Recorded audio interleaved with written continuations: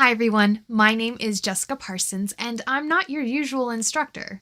Professor Patrick asked me to talk to you about open educational resources. I've been working at Paradise Valley Community College as an open educational resource specialist for about 4 years now, and I'm excited to tell you more about the program and about what open educational resources are and how you can utilize them as a student and in the classroom.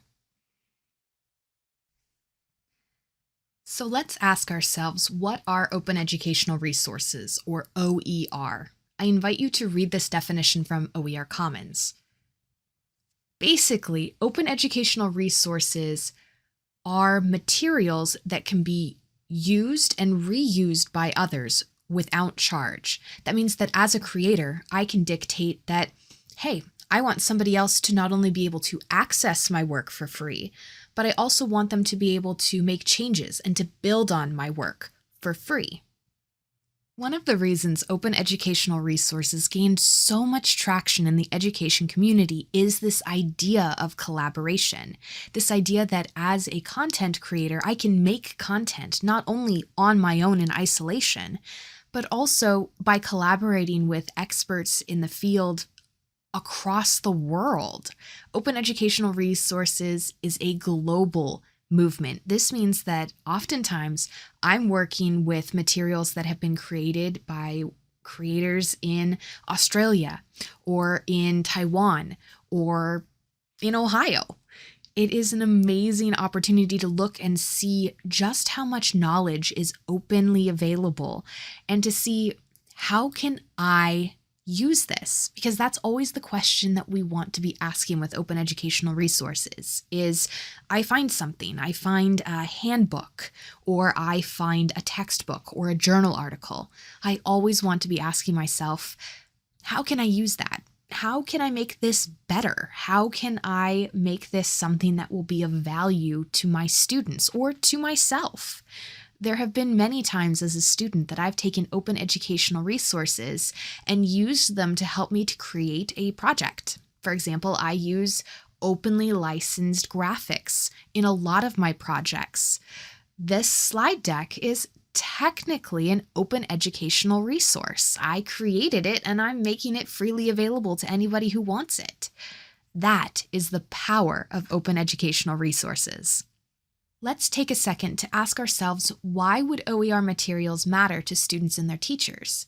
Think about it from two different perspectives, the first being education, and the second being career and technical education.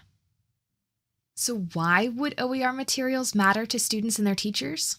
Well, it comes down to removing barriers in education. By offering open educational resources, teachers are providing equity for their students. They're no longer saying in order to be successful in this course, you have to buy this $100 textbook. They're now saying we are all on an equal playing field, and there is an added value to open educational resources. For example, one of my art history teachers that I've worked with, she was able to transition her course to OER, and now she can include information about Native American artists that are based here in Arizona, something that a publisher textbook would never provide her. I have a psychology professor at my campus who has created a developmental psychology textbook, but is able to specifically highlight programs and ideas that are cutting edge in the field. She updates her textbook every single semester, and it doesn't cost her students anything different just because it's a newer edition. Again, this is the power of open educational resources. Before we get any further, let's take a moment to differentiate between three different ideas that often get confused. Open educational resources, or OER, are free to use and free for someone else to use to develop. OER materials are made to be widely shared, and again, it comes back to that no cost. There are a few exceptions, but OER materials are designed to be shared and customized. When we look at something like open access, these are copyrighted works that can be accessed for free. So, for example, the NAU library has a ton of free resources. If you go on their webpage and you search the catalog, you can find and have access to journal articles and books that you might otherwise have had to purchase or purchase access to. These materials are still under copyright, so we can't make changes to them. We can quote them in our research papers and we can enjoy the knowledge that comes from them, but we can't fundamentally change them, and we can't share them with others without violating copyright law. The third idea is fair use. This is something that you will hear a lot in the education community. Fair use states that a copyrighted work can be used for education, comment or criticism, research, things like that. Fair use is technically more of a legal defense than a specific law, although it is included in copyright law. It's widely debated what is and is not considered fair use, and there have been many instances where a teacher has lost access to materials or been found in violation for copyright because they felt that they were using a material fairly, while the publishers or the original authors or creators didn't feel the same way. A good rule of thumb for fair use is to ask yourself, is your use of this material going to impact the author or creator or publisher's ability to make a profit? If so, likely you're in violation of fair use. That's why we have open educational resources and open access. With these, we have a much clearer understanding of how the creator wants us to use these materials, and also a better understanding for ourselves of, am I using this legally? Open educational resources are not a way of getting around copyright law, and that's an important thing to remember when looking at the differences. So what can be openly licensed? Well, anything that a creator makes. Everything from textbooks and handouts, media, art. If you're somebody who enjoys art in whatever form, maybe you make a crochet pattern, you can openly license that. Maybe you draw a picture or create some form of digital art or make a video with your friends. All of that can be openly licensed. Openly licensed also includes things that are in the public domain or that's copyright has already expired or been let go. We talked a little bit about resources that are in the Creative Commons, but really anything that you make and want to be available to others can be openly licensed. Now, something to keep in mind with this is openly licensed does not mean anything on the internet. For example, a YouTube video can be openly licensed, but not everything on YouTube is openly licensed. You'll need to scroll down in the description to see if the creator has dictated that this is copyrighted or open. The more that you explore open educational resources, the easier it is to define and to determine what is and is not openly licensed. And believe me, once you start to see Creative Commons licenses, they'll be everywhere. All of us in one form or fashion are creators. Maybe you like to draw. Maybe you like to write. Maybe you like to make videos talking about open educational resources. All of us are creators. So once we've made a thing, what do? How do we indicate that we want this to be openly licensed? Enter Creative Commons. The Creative Commons is an international nonprofit organization that helps to protect creators and to give them tools and resources to be able to openly license their materials and to better understand how to use openly licensed materials. The idea behind the Creative Commons is that copyright law protects all creators, and technically, a Creative Commons license is a type of copyright. However, whereas normal copyright gives others no rights to a copyrighted work, a Creative Commons license has a creator behind it who says, I want to retain some rights, but I recognize that there is a benefit to having my work available to others and to allow others to build off of this. By having a Creative Commons license, I am opening my work and saying, hey, feel free to use this. Let me know what you think, and here are some basic specifications about how I'd like to make sure that you're using this work so that it's used in a way that I intended. It's a protection, and that is the power of the Creative Commons. Now, when we look at a Creative Commons license, we see that there are 4 basic attributes. The first is attribution, or CC Creative Commons by. CC by means that we are giving the author credit through attribution. Next, we see non-commercial, or CCNC. This asks us, will a profit be made? Because the original author says they don't want you to make a profit off of their work or the use of their work. Share alike, or CCSA, asks us to make sure that whatever we use the resource for, that we also make it available to others under a similar license. And then we see non-derivative, or CCND. This means that the author says, hey, you can use my work and you can share my work, but you can't make anything new from my work. A lot of times you'll see this for art pieces. If that explanation is a little bit overwhelming or a little bit confusing, that's okay, because with this next example, we're going to go a little bananas with this. So let's say that we want to make some banana bread for our students. We go to the store and we find a whole bunch of bananas. All of those bananas have a different Creative Commons license. This is just like when we go out onto the internet and we look for resources to bring back and make something different. So with these Creative Commons licensed bananas, which bananas can we use to make banana bread, and how would we use them?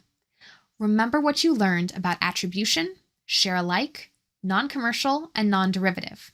You can see that each banana has a Creative Commons license, and each license has one or more of those 4 elements. Take a minute to pause the video and think through. Can you use these bananas, and how would you use each of them?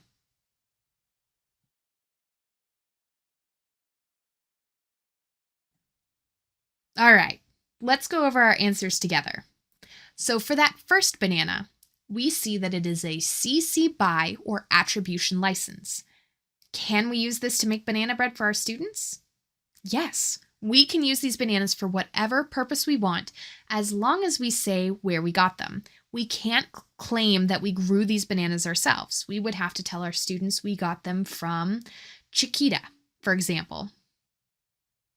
All right, moving on to the next banana, we see that this is a Creative Commons by ND. So this means that we need to attribute, and it's non-derivative. So no, we can't make anything with these bananas, but we could give these bananas to our students as long as we tell them where we got them, but we can't change these bananas. Moving on to that third example, we see Creative Commons by or attribution, non-commercial or NC. Can we use these? Yep, we can use these bananas to make bread as long as we don't make a profit and we give credit for the bananas. So we couldn't use these bananas to include in a bake sale. But if we're just giving this to our students for free, we can use this. All right, looking at that fourth example, now we see 3 different elements all included in one license. We see that this is a Creative Commons by or attribution, NC or non-commercial, share alike SA. So, can we use this? Yes, we can. We can use these bananas to make bread as long as we don't make a profit, give credit for the bananas, and are willing to share the banana bread with others.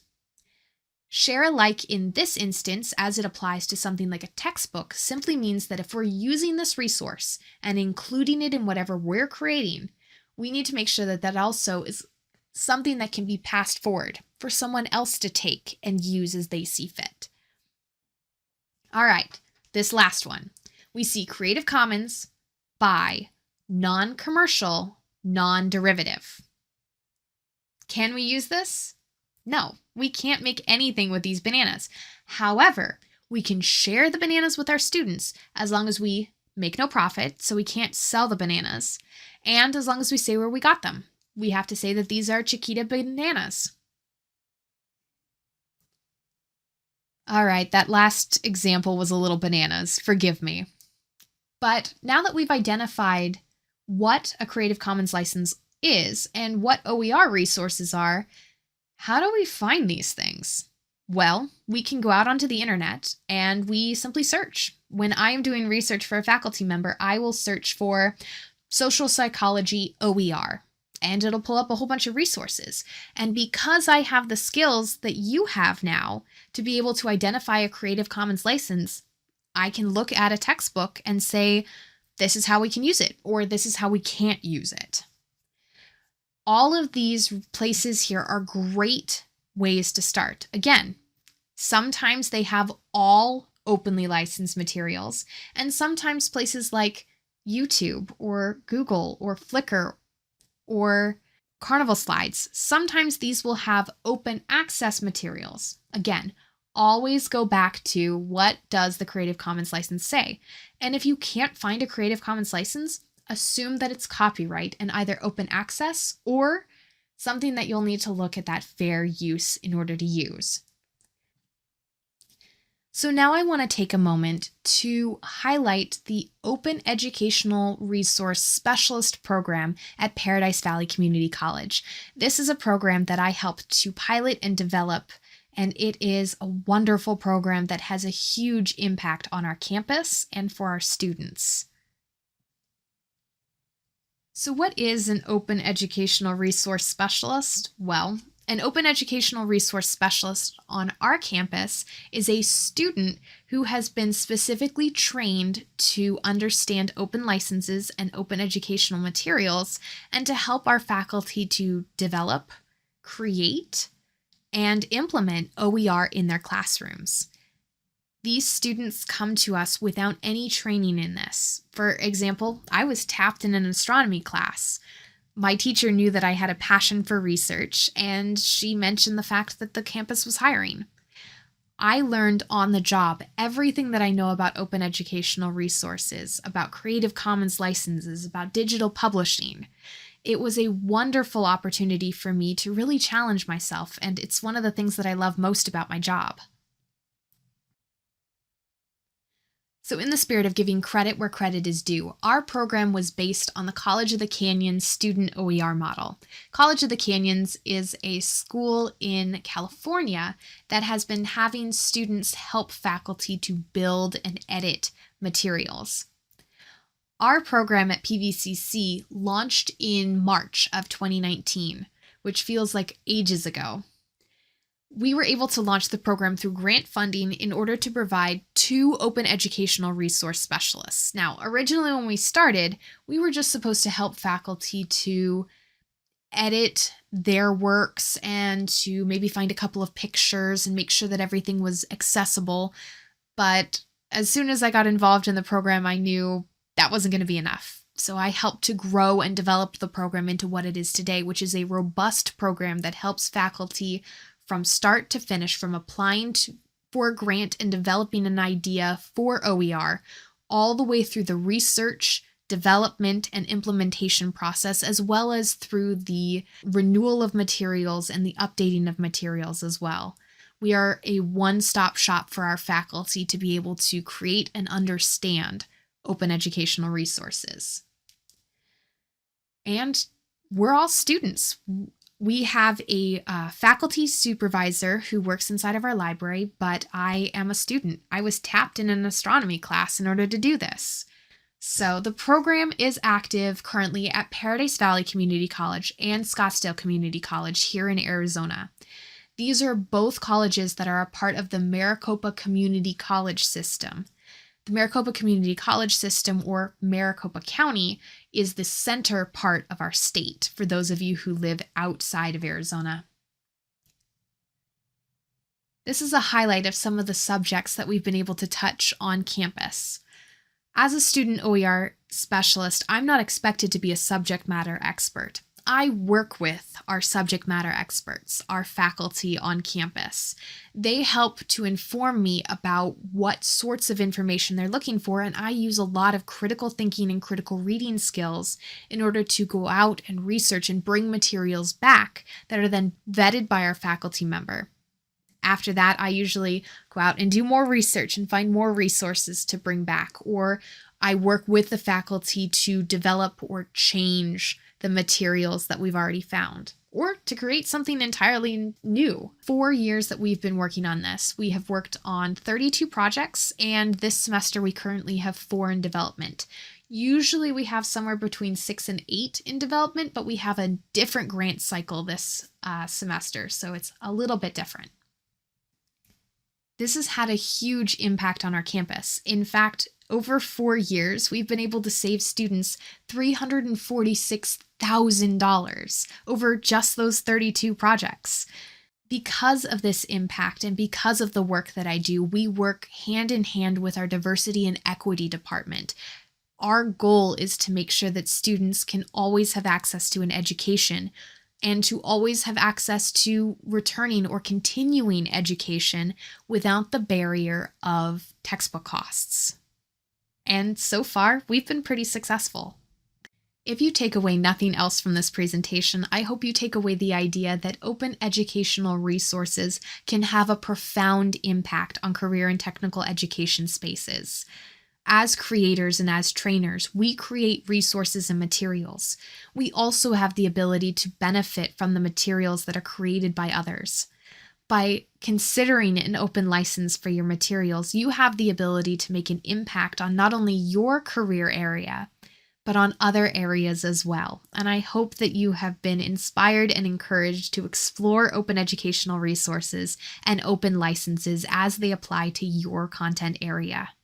Thank you so much for joining me for this lecture, and thank you so much to Professor Patrick for allowing me to speak today on this. If you ever have any questions about openly licensed materials, whether you're taking this class or whether you're 3 years down the line developing your own open educational resources, never hesitate to reach out. I'm always happy to help.